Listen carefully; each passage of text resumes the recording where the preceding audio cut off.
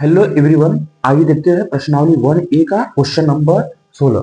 Question number 16 है, एक canteen में 144 कार्टून कोक के तथा 90 कार्टून पेप्सी के हैं ना।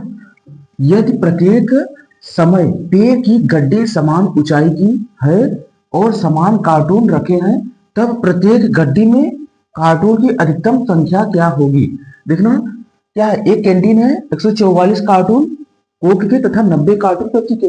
कार्टून देखो, जैसे हम लोग देखते हैं ना मार्केट में जो पेप्सी का वो कार्टून होता है कुछ इस टाइप से होता है ना। ये है कार्टून, 144 कार्टून कोक के और 90 कार्टून पेप्सी के, इस टाइप से है। जिसमें पेप्सी और इसी में पेप्सी रखा है और कोक रखा है। तो जो कोक के कार्टून है 144 है और पेप्सी के कार्टून 90। अब इनको इसे रखना है, ऐसे लाइन में इसे रखना है और इधर भी इसे रखना है, एक के ऊपर एक।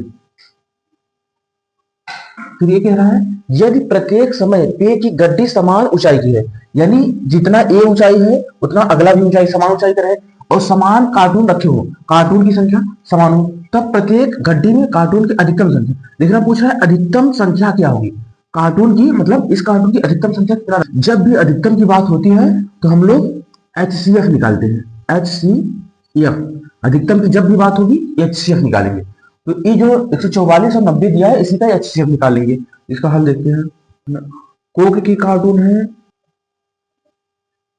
कोक की कार्टून 144 और पेप्सी की कार्टून, पेप्सी की कार्टून ये है। हम लोग क्या करेंगे, इन्हीं दोनों का HCF निकालेंगे। तो 144 इधर है और 90 यहाँ लिख लेते हैं। तो 144 का गुणनखंड हो जाएगा 144, 2 सत्ते 14, 2 दूनी 4, 2 तेरह 6, 2 6 12, 2 एकम 2, 2 अट्ठे 16, 2 9 18, 3 तिरिका 9, 3 एकम 3, ये आ गया। ऐसे इसी क्या है 90 का गुणनखंड निकाल, 2 से काटेंगे 45 आ जाएगा। फिर 3 एकम 3, 3 बचे 15, फिर 3 बचे 15, फिर 5 एकम 5, ये हो गया गुणनखंड। 144 का गुणनखंड हो गया 2 into 2 into 2 into 2 into 3 into 3, ये हो गया। 90 का हो गया 2 इंटू 3 इंटू 3 इंटू 5। अब इसका HCF निकालेंगे, HCF। देखना HCF में क्या होता है, जो दोनों में कॉमन होगा वही लेंगे। 2 यहाँ भी है 2 यहाँ भी, तो 2 बाहर ले लेंगे। अब देखो नीचे 2 और कोई नहीं है क्योंकि कॉमन है ये नहीं 2। अब देखेंगे 3, 3 यहाँ भी है 3 यहाँ भी, 3 लिख लेंगे और 3 यहाँ भी है 3 यहाँ भी, कॉमन मिल रहा है 3 लिख लेंगे। अब देखो 5 कॉमन नहीं है ऊपर तो नहीं लिखेंगे, अभी मल्टीप्लाई करेंगे 2 3 6 और 3 18, तो HCF 18 आ गया। तो पूछा था प्रत्येक गड्डी में कार्टून की अधिकतम संख्या, यानी जो कार्टून रखा है ऐसे करके एक दूसरे के ऊपर, तो प्रत्येक गड्डी में कार्टून की अधिकतम संख्या, मतलब एक गड्डी में कार्टून की अधिकतम संख्या 18 रख सकते हैं। देखेंगे अतः प्रत्येक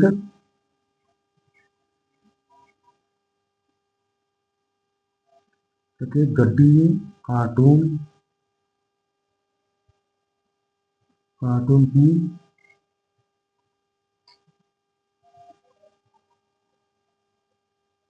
अधिकतम संख्या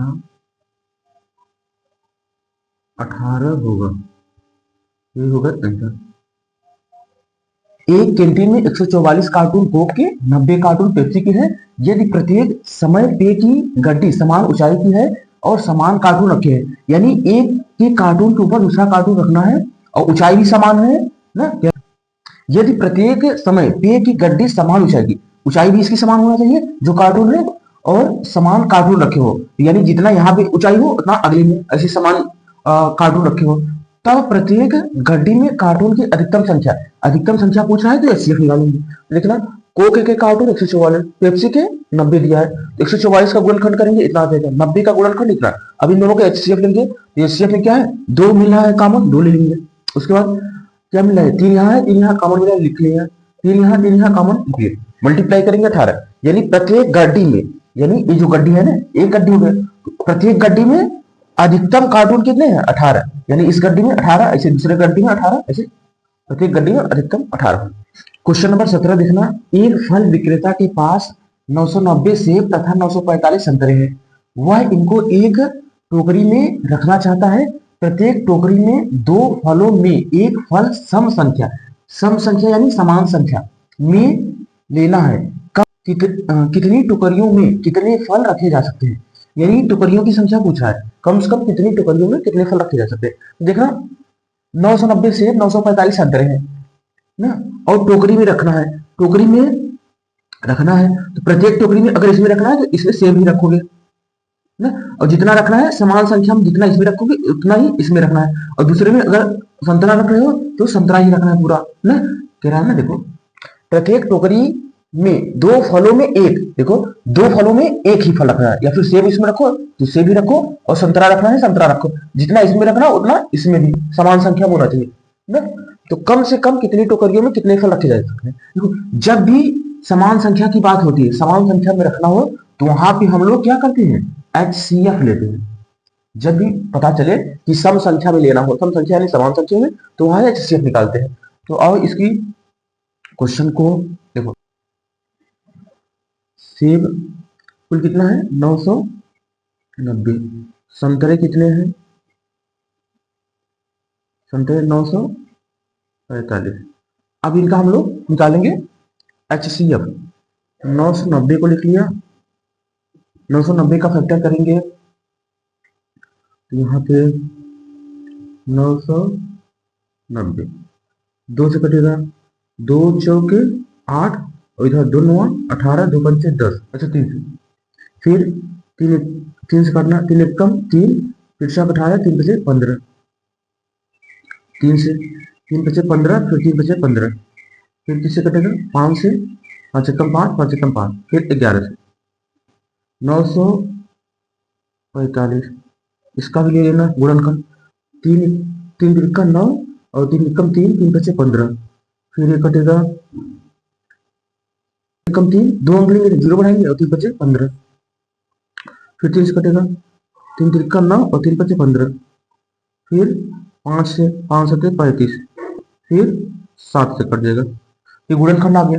तो 990 का गुणनखंड कितना है, 2 इंटू 3 इंटू 3 इंटू 5 इंटू 11 है, और 945 का कितना है, 945 का ये है 3 इंटू 3 इंटू 3, उसके बाद इंटू में 5 इंटू 7। अब इसका निकालना है एचसीएफ। एचसीएफ के लिए क्या होता है, जो दोनों में कॉमन होगा वही लेंगे। तो देखो 2 यहाँ पे है, 2 नीचे नहीं है तो नहीं लेंगे, 3 यहाँ है, ऊपर भी 3 है तो ले लेंगे, अगला 3 यहाँ है, यहाँ भी 3 है, ले लेंगे इसको, और ये वाला 3 है, इधर 3 लेंगे, इस यहाँ भी है, 5 यहाँ है, 5 ले लेंगे, तो क्या हो जाएगा 3 त्रिका 9 और 9 बचे 45 आ गया। यानी कह रहा है कि कितनी टोकरियों में कितने फल रखे जा सकते हैं, यानी प्रत्येक टोकरी में जो है फलों की संख्या कितनी हो जाएगी 45, यही हो जाएगा इसका आंसर। क्वेश्चन देख लेना, एक फल विक्रेता के पास 990 सेब तथा 945 संतरे हैं। वह इनको एक टोकरी में रखना चाहता है। प्रत्येक टोकरी में 2 फलों में एक फल सम संख्या में लेना है, यानी जैसे प्रत्येक टोकरी है तो एक जो टोकरी ले रहे हो इसमें समान संख्या में जितना इसमें लोगे उतना इसमें लोगे, अगर सेब रख रहे हो तो सेब रखो, संतरा रखना है तो संतरा रखो, चाहे जो रखो। कम से कम कितनी टोकरियों में कितने फल रखे जा सकते हैं। तो जब भी इस टाइप की समान संख्या में लेना हो, जब भी इस टाइप की बात हो तो वहां एचसीएफ निकालते हैं। तो 990 का गुणनखंड किया तो ये आ गया, 945 का गुणनखंड एचसीएफ निकाला, 3 यहाँ बाहर ले लिया, 3 यहाँ बाहर ले लिया, 5 यहाँ बाहर ले लिया, मल्टीप्लाई किया तो 45 आ गया। क्वेश्चन नंबर 18 देखना, अभाज्य गुणनखंड विधि से 378, 180 तथा 420 का एचसीएफ एलसीएम ज्ञात करना है। यानी इन तीनों संख्याओं का एचसीएफ एलसीएम निकालना है। उसके बाद क्या इन तीन संख्याओं का एलसीएम इंटू एचसीएफ तीनों संख्याओं के गुणनफल के बराबर है? यानी इसका एलसीएम और एचसीएफ का गुणा तीनों संख्याओं के गुणा के बराबर है। चलो निकालते हैं। तो पहले देखो तीन संख्या दिया है, यानी पहली संख्या कितना है 378, दूसरी संख्या कितना है 180, तीसरी संख्या कितना है 420।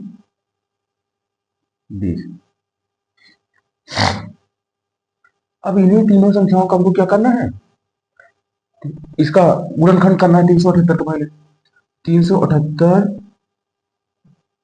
का गुणनखंड 2 से कटेगा, जो कम 2 2 8 16 और 2 9 18, फिर 3 3 6 18 और 3 3 का 9, फिर 3 दूनी 6 3 एकम 3, फिर 3 सत्ते 21, फिर 7 एकम 7। ये 378 हो गया। 180 के गुणनखंड कर लेना, 180 2 से कटेगा 2 9 18 0, फिर 2 से कटेगा 45 आ जाएगा, फिर 3 से 3 एकम 3 3 बचे 15, फिर 3 बचे 15, फिर 5 से कटेगा 1 आ गया। ऐसे ही 420 का निकाल लेना, 420 का कर लेना गुणनखंड, 2 से काटो 2 दूनी 4, 2 एकम 2 2 शून्य शून्य, फिर 2 एकम 2 और 0 2 पंचे 10, फिर 3 से 3 त्रिका 9 3 पचे 15, फिर 5 सत्ते 35, फिर 7 एकम 7।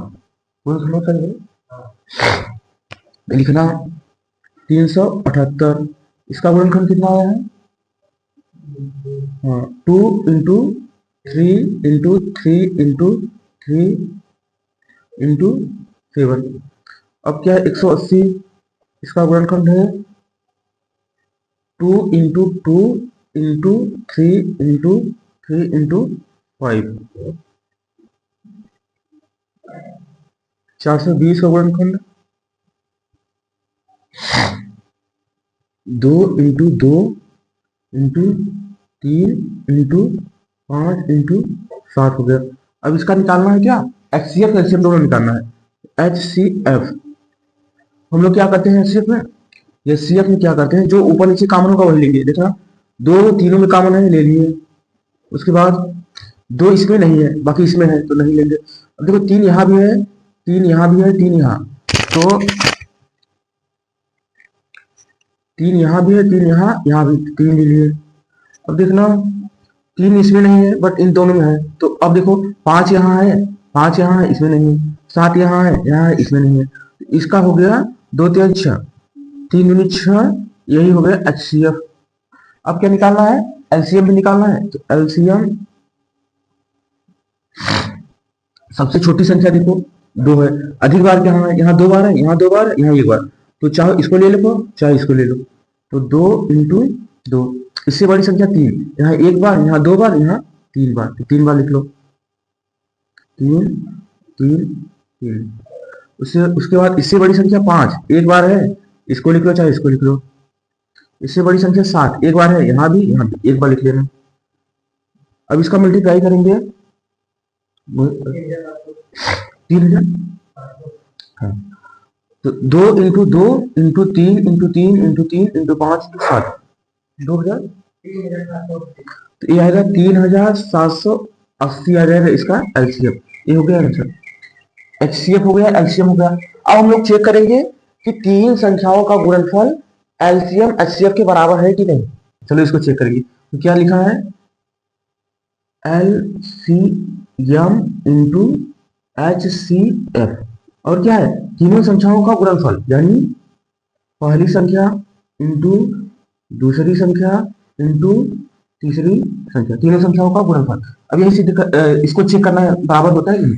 तो एलसीएम कितना आया है 3780, एचसीएफ कितना आया है 6, पहली संख्या कितना है 378, दूसरी संख्या कितना है 180, तीसरी संख्या कितना है 420।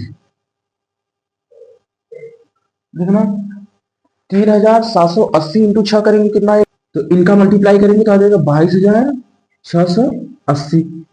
अब देखना इन तीनों का मल्टीप्लाई करेंगे तो कितना आ जाएगा 2857 6, उसके बाद 800, ये आ जाएगा। अब देखो ये वाली संख्या बराबर है, ये बराबर है, नहीं बराबर है तो यहाँ लगा देंगे नॉट इक्वल, अगर बराबर होता है तो इक्वल लगाते। अब देखो बराबर नहीं है तो यही लिखना है, देखो तेरा एलसीएम इंटू एचसीएफ तीनों संख्याओं के गुणनफल के बराबर है, देखो बराबर नहीं है ना, हम लिख देंगे अतः एलसीएम इंटू एचसीएफ तीनों संख्याओं के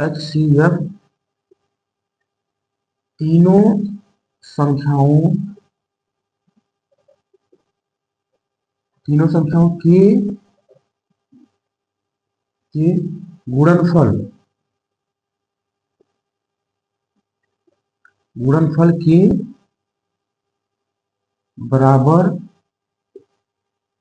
नहीं है, ये प्रूव हो गया। देखना क्वेश्चन नंबर 18 में अभाज्य गुणनखंड विधि से तीनों संख्याओं का एचसीएफ एलसीएम निकालना है और फिर चेक करना है कि एलसीएम एचसीएफ तीनों संख्याओं के गुणनफल के बराबर है कि नहीं।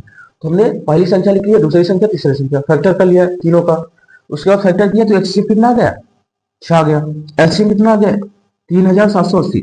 अब चेक करना है एलसीएम इंटू एचसीएफ पहली संख्या, दूसरी संख्या, तीसरी संख्या बराबर है कि नहीं।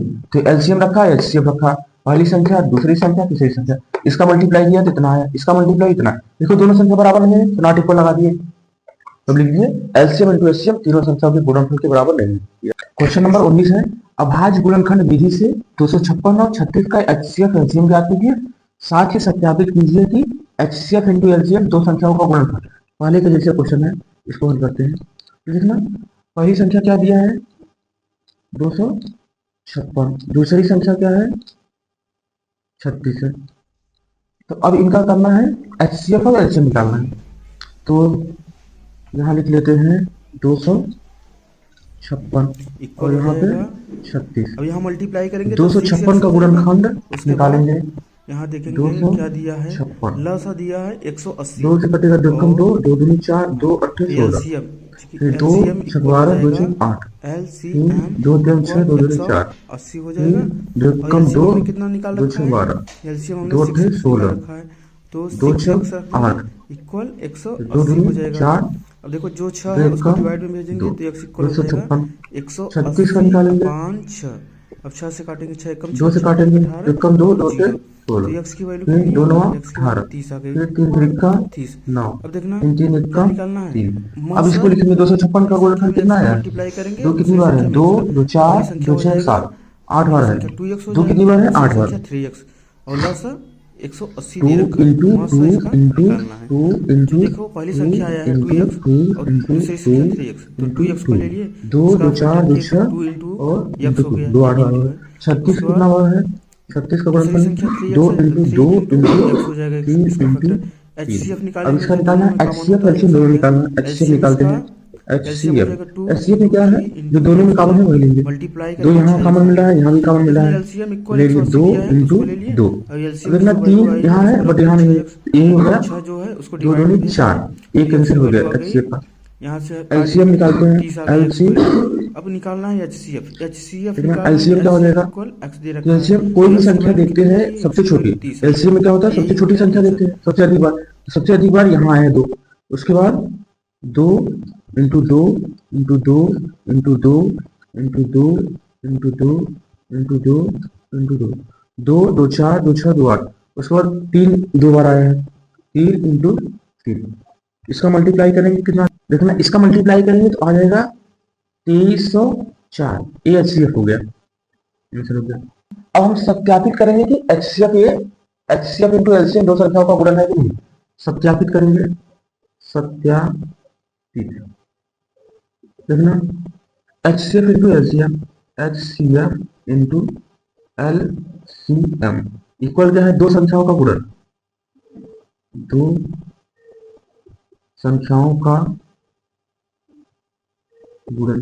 तो एचसीएफ कितना आया है 4, एलसीएम कितना आया है 2304, दो संख्याएं क्या दिया है, एक 256 है दूसरा 36 है, 256 इंटू 36, तो इस 4 इंटू 2304 इसका मल्टीप्लाई करेंगे तो 9216 आ जाएगा। अब 256 इंटू 36 कितना हो जाएगा? 9216। देखना left hand side right hand side बराबर है। अब यही तो प्रूव करना था, हमारा प्रूव हो गया जो प्रूव करना था। प्रूव 20 नंबर क्वेश्चन है, दो संख्याएं 2:3 के अनुपात में है और उनका लस 180 दिया है, इन संख्याओं का मस ज्ञात करना है। देखो इस टाइप के क्वेश्चन जो होते हैं ना, करने का तरीका इनका देख लेना। इसका हल, जब भी दो संख्याओं का अनुपात दिया हो तो लिख लेना दो संख्याओं का अनुपात दो संख्याओं का अनुपात कितना दिया है? 2:3। देखना जब भी अनुपात दिया हो ना तो x से इसमें मल्टीप्लाई कर लेना, x से इसमें, तो पहली संख्या दूसरी संख्या आ जाएगा। यहाँ पे माना पहली संख्या क्या हो जाएगा? दो x से इसमें मल्टीप्लाई किया 2x हो गया। अब दूसरी संख्या क्या हो जाएगा? दूसरी संख्या क्या हो जाएगा? 3x। और लस दे रखा है, यहाँ पे लस दे रखा है, लस यानी एलसीएम दे रखा है। एलसीएम कितना है? 180। मस यानी एचसीएफ निकालना है। देखो जो दोनों संख्याएं हैं ना, इनको लेके इनका एलसीएम एचसीएफ निकालो फिर। जैसे देखो एक संख्या क्या था? 2x। अब 2x इसका फैक्टर करना, 2x का फैक्टर करोगे तो क्या हो जाएगा? 2 इंटू एक्स हो जाएगा। 3x को फैक्टर करो, 3x का फैक्टर करोगे 3 इंटू एक्स हो जाएगा। अब इसका एचसीएफ देखना, एचसीएफ क्या होता है? एचसीएफ जो दोनों में कॉमन होता है, यहाँ दोनों यहाँ थी कॉमन नहीं, यहाँ एक्स है यहाँ एक्स, तो एचसीएफ कितना हो गया? एक्स हो गया। एलसीएम क्या होगा? एलसीएम निकालो, एलसीएम देखना, तो सबसे छोटी संख्या में आते हैं, तो सबसे छोटी संख्या क्या है? 2 है, इसको लिख दो, फिर इनटू लगा दो, फिर इससे बड़ी संख्या 3 है, फिर और क्या है? यक्स यहाँ भी एक बार यहाँ भी मल्टीप्लाई करेंगे तो अब आ जाएगा 6x आ जाएगा। उसके बाद आगे देखते हैं, लस दिया है 180, तो अब देखना एलसीएम इक्वल हो जाएगा 180 और एलसीएम की वैल्यू कितनी आई है? एलसीएम की वैल्यू आ गई है 6x, यहाँ रखेंगे 6x इक्वल 180 हो जाएगा। अब 6 को डिवाइड में भेजेंगे तो x इक्वल 180 अपान में 6 हो जाएगा, काटेंगे 6 कम 6, 6 3 18 और 0 आ जाएगा। तो x की वैल्यू कितनी आ गई? x की वैल्यू 30 आ गई ना। अब देखना क्या निकालना है, लस इसका निकालना है, सॉरी इसका मस निकालना है। तो मस यानी HCF कितना हमने निकाला था? HCF x निकाला था x, अब x की वैल्यू कितनी आई? x की वैल्यू 30 आ गई है, तो यही हो जाएगा आंसर हमारा ना।